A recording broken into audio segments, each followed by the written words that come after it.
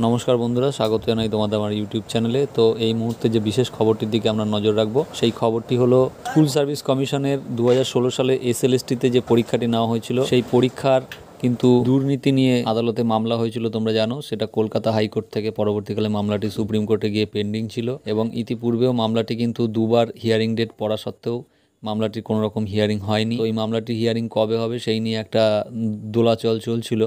তার মধ্যে মামলাটির hearing date কিন্তু অক্টোবর মাসে ফেলা হয়েছিল 18 তারিখে। তো সেই মামলাটির বর্তমান যে হিয়ারিং স্ট্যাটাস, মানে যে মূল মামলা Baishakhi Bhattacharya versus state of West Bengal, সেটার কিন্তু মূল স্ট্যাটাস সেখানে দেখা যাচ্ছে যে এই মামলাটি এই মাসেরই 28 তারিখে উঠতে চলেছে সুপ্রিম কোর্টে। তো এটাই এখনকার জন্য আপডেট। তো এবার যতক্ষণ না পর্যন্ত 28 তারিখের আগে যে অ্যাডভান্স কজ লিস্ট প্রকাশিত হয়, যে অ্যাডভান্স যে কজ লিস্ট, সেই অ্যাডভান্স কজ লিস্ট সেটা প্রকাশিত হওয়ার আগে পর্যন্ত কিন্তু বোঝা যাবে না যে সেই মামলাটি কত নম্বর সিরিয়ালে লিস্টেড হচ্ছে বা হবে। তো একটা আশঙ্কা করা হচ্ছিল যে হয়তো সুপ্রিম কোর্টের বিচারপতিরা যে দীর্ঘ যে হলফনামা জমা পড়েছে সেই হলফনামাটি পড়তে বা বুঝতে কিছুটা সময় নিচ্ছেন, কিন্তু এখন এটা আশা করা যায় যে হয়তো তারা সেই হলফনামাগুলো তারা দেখেছেন এবং সিবিআই রিপোর্টটাও তারা দেখে ফেলেছেন। ফলত তারা চাইছেন যে মামলাটি যাতে আরও এগিয়ে আনা যায়। তো দেখা যাক বন্ধুরা, আগামী 28 তারিখে কি হয় সেই দিকে আমাদের নজর থাকবে। ভিডিওটি দেখার জন্য অসংখ্য ধন্যবাদ। তোমরা সবাই ভালো থেকো, দেখা হচ্ছে আবার পরের ভিডিওতে।